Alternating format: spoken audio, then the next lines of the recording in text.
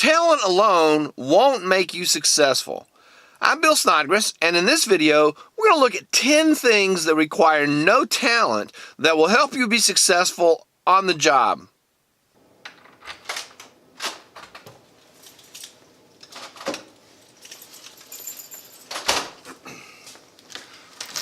One thing related to being successful that requires no talent is being on time and having a good work ethic. And those kind of sometimes go together. I had the privilege earlier in my life to meet Kemmons Wilson, who was one of the founders of Holiday Inn. And he had, I'm going to paraphrase a quote that he's known for. He said, "To be successful, you only need to work half the day. Doesn't matter if you work the first 12 hours or the second 12 hours, just work a half a day." And that goes right into being successful. It takes no talent to work hard and be on time. So those are 2 of the 10 things that I'm going to go over in this little video about being successful and things that you need to do that do not require any talent but are vital aspects of being successful on the job.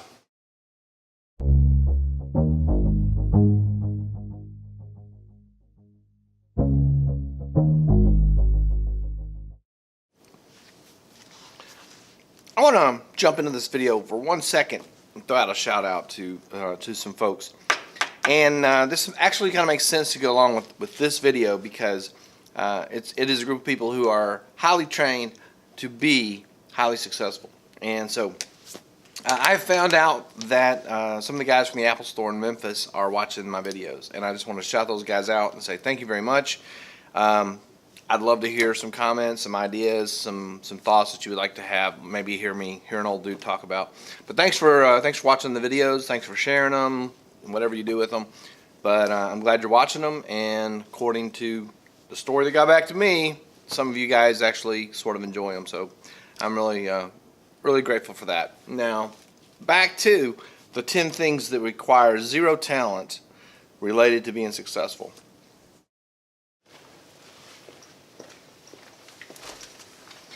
Another concept that goes right along with work ethic is effort. And effort and being on time, these are characteristics that are just a part of the there's a concept that's kind of gone out of style called work ethic, which is the way you approach your job, the way you approach assignments and tasks that are given to you.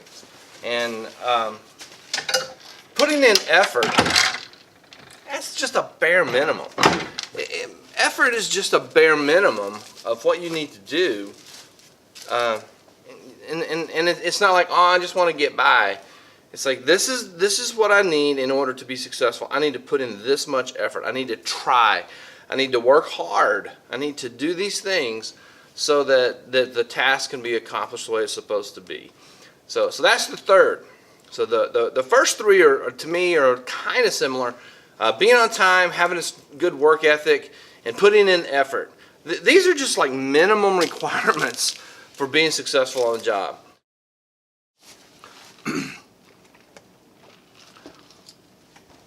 So I got on this topic. I found a post on Twitter that came through my feed, and there was an image. This is the image. And you can see that it's from Mindset of Greatness.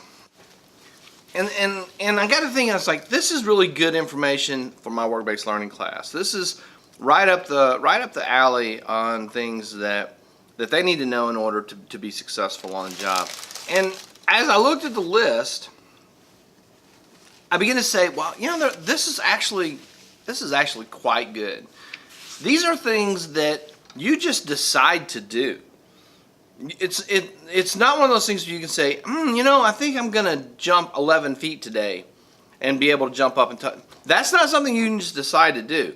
But effort, work ethic, and being on time, you can just decide those things. You have, almost everyone in the world has the power to control what time they get to work or what time they get to school or those kinds of things. The next couple these are also things that you can decide. Body language. And I thought about that for a minute. I was like, body language? Why is that on the list? Body language is on the list because it is something that has a huge effect on the way people respond to you. So if you're at work, or you're in school, or you're in a meeting, and your body language is all, disgruntled and negative, and maybe adversarial, people are going to respond to that. People are going to be like, oh, what's up with this? It's going to impede your success. The next three on the list are also things, for the most part, you can just decide to do. And some people will think about this for a minute and they'll argue, but then if you really think about it and go deeply, your attitude, your energy level, and the passion that you have, the passion that you put into something, if you're just going to kind of lackadaisically go into something, you're going to kind of get lackadaisical results. But if you put some passion and some energy into it, and if you have a positive, success-minded attitude about things, and I've said this not a few times, but many, I teach a class that kids are required to take. And they can come into this class and be like, oh my gosh, I don't want to do this. But if they can muster enough self-discipline to plow through something they're disinterested in and get it done, then their level of success is much higher than people whose attitude, their negative view of something, stands in the way of them actually getting it done. The next one, it doesn't surprise me, but it does at the same time. Being coachable. I don't think I've ever seen that in a list like this. I mean, I'm obviously old enough to have been around and seen a lot of motivational work ethic lists, but being coachable is such a important thing. It doesn't matter how much experience you have doing things. The question is, how much do you have experience doing things the way that the environment that you're in expects it to be done? And you might need to be coached into that. At one point in my life in the past, I was assistant basketball coach for a really, really good coach who was the defending state champion the first year I came back. And we had a really good team, had like 4 starters returning. And we had another guy come in from another school who was also really talented. And we had the freshmen who would come up from, they were 10th graders who would come up from the middle school, and they were really talented. But they had to be coachable into the system that we were using. They had to be able to adapt their skills into the system that he wanted them to use. So success on his team meant doing it his way. He's a great coach, good guy, really awesome guy as well. The next two is doing extra and being prepared. Doing extra on the job, it could just mean like taking an extra 10 seconds. I used to, when I worked at McDonald's years and years ago, we would mop and we would sweep, and you're going to put the things away. And not everyone was careful about putting the mops and the brooms away. But if it takes you like 6 seconds to put the mop away, it can take you 7 seconds to put the mop away and hang up the broom that's already there. And it can take you maybe 9 seconds to put the mop away, hang up the broom that's already there, and then maybe pick up a piece of trash off the floor in the closet and throw that away. Doing a little bit of extra in a situation like that is a great way to enhance your success on the job. I made a video. Super Mega Corporation is hiring, and in the kind of the punchline of it was, if you just want to do the bare minimum and just squeak by, no one wants to hire you for that. Doing the bare minimum and just squeaking by, no one wants to hire you for that. And then being prepared. If you have tools that are part of your job and you show up to work without your tools, I had a roommate for a while who was an electrical apprentice. Went on to have his own electrical company, still does, has an electrical company in Memphis.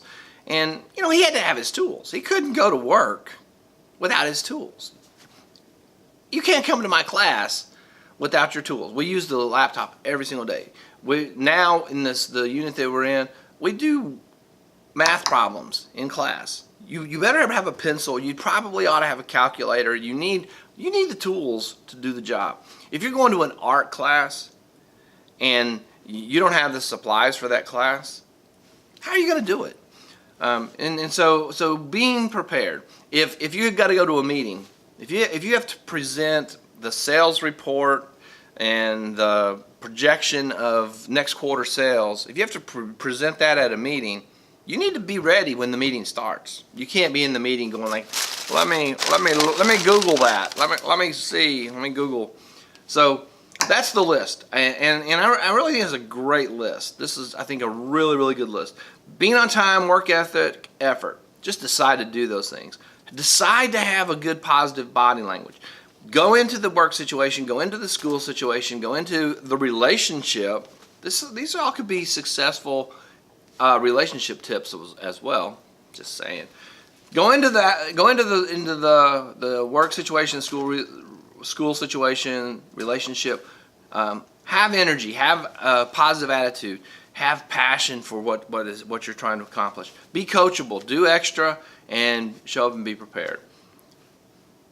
You may have noticed this video is a little simpler than some of the other videos. I think there's maybe 3 or 4 clips going to be in this video.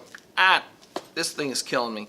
My ability to mouse is really impaired. So this video is going to be pretty straight, like just right through.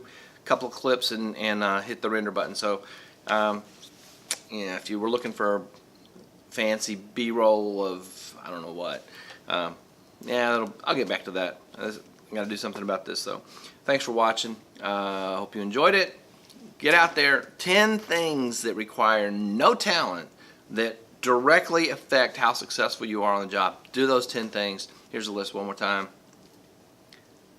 Share this video with someone who can benefit from it. Hit the like button, subscribe to the channel, and I'll see you in the next episode.